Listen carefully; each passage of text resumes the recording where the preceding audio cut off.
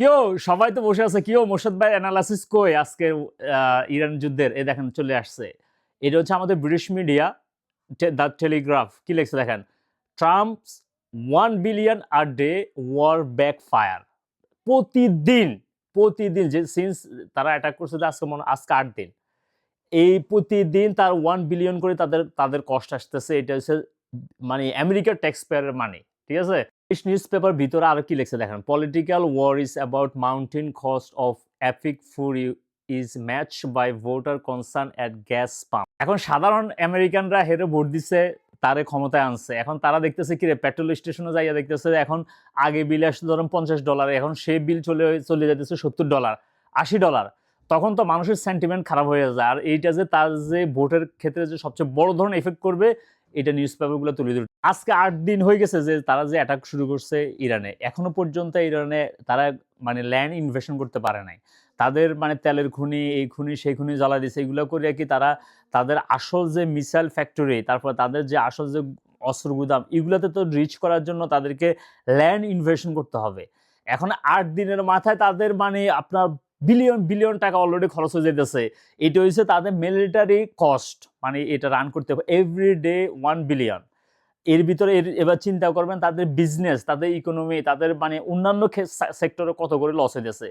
ইসরায়েলে প্রথম 100 ডেজে 3 billion loss, ঠিক আছে? এবার আসেন তাদের মিলিটারি ইনফ্রাস্ট্রাকচার, যেগুলা তারা মিডল ইস্টে বিভিন্ন বেসগুলোতে তারা বসাইছে, যেমন কাতারে, দুবাইতে, বাহরাইনে, ওমানে, সৌদি আরবে যে মিলিটারি একদম ইরানের পাশাপাশি যে তারা মিলিটারি ইনস্টলেশন করছে, গত 45 ইয়ার্স তারা এইসব প্ল্যান করে যে করছে, এগুলো তো সব গুলে দিছে।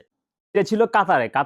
কাতারের মধ্যে সবচেয়ে বড় মানে মিলিটারি বেস ছিল কাতারে। এই কাতারে যে রাডারটা আছে, এটা সেট আপ করতে তাদের অন্তত কয়েক মাসের পর মাস লাগে গেছে এগুলো ইনস্টলেশন করতে। অথচ এটা একটা চিপ একটা মানে ড্রোন দিয়ে এটা উড়ে দিছে। একটা ড্রোন ইরানে বানাইতে মাত্র 20 থেকে $25,000 লাগে।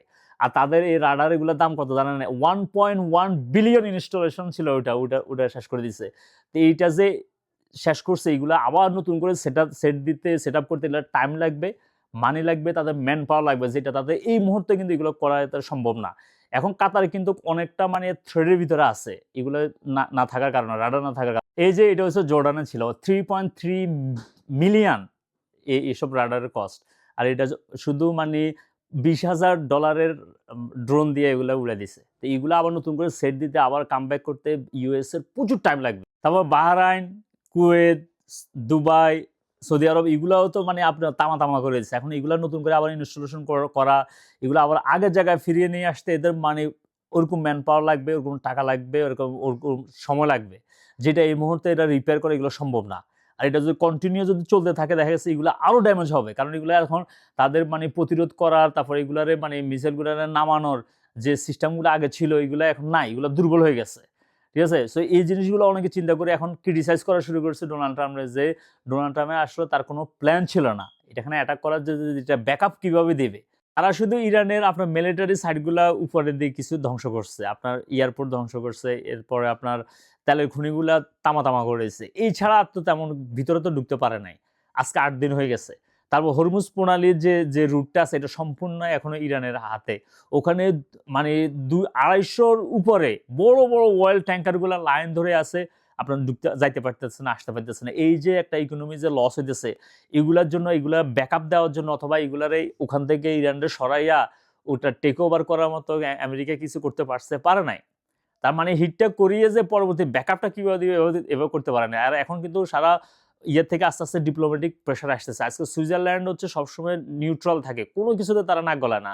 এবার সুইজারল্যান্ডও মানে তারাই ক্রিটিসাইজ করে বলছে যে ইরানের উপর অ্যাটাক করাটা এটা ইন্টারন্যাশনাল মানে লয়ের ভায়োলেশন, এটা তার করাটা উচিত হয় নাই।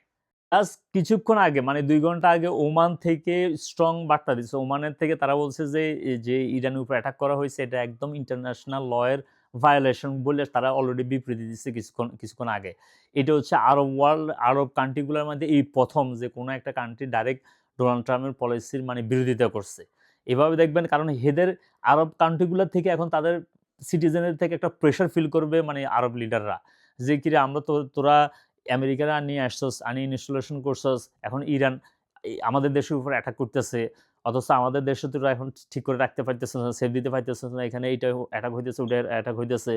এখন এদের সিটিজেন থেকে যদি একটা প্রেশার আসে তখন দেখা গেছে হেরাও আপনার কথা বলা শুরু করবে। কাতার অলরেডি আজকে বলছে আমেরিকার কাছে যে এটা যাতে ফার্দার যাতে এসকেলেশন যাতে না হয়, এটা তাড়াতাড়ি এখনই স্টপ করে দেওয়া উচিত। তো এইভাবে যদি যখন প্রেশার আসবে তখন এরা আসলে কিন্তু আপনার মানে এটা থেকে বেরিয়ে আসার জন্য ট্রাই করে। ইরানের প্রেসিডেন্ট আজকে আমেরিকার একটা টিভি চ্যানেলের সাথে সাক্ষাৎকার দিয়েছে। ওখানে সে স্পষ্ট বলছে যে আমেরিকা নাকি বিভিন্ন চ্যানেলে ইরানের সাথে এখন মানে সিজ ফায়ার করার জন্য বলতেছে।